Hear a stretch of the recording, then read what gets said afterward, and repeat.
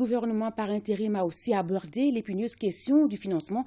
Il appelle les plus gros pollueurs à assumer pleinement leurs responsabilités dans la lutte contre les changements climatiques.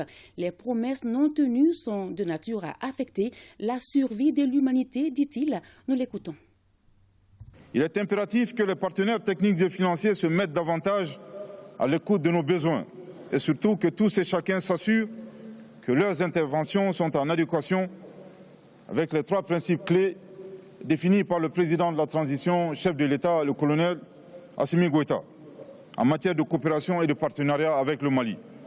Il s'agit du respect de la souveraineté du Mali, du respect des choix stratégiques et des partenaires opérés par le Mali, et enfin de la prise en compte des intérêts vitaux des populations.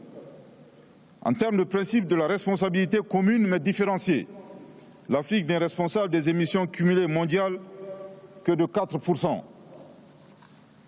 Par conséquent, il est important que les plus gros pollueurs assument pleinement leurs responsabilités dans la lutte contre les changements climatiques. En effet, les promesses non tenues sont de nature à affecter la survie de l'humanité.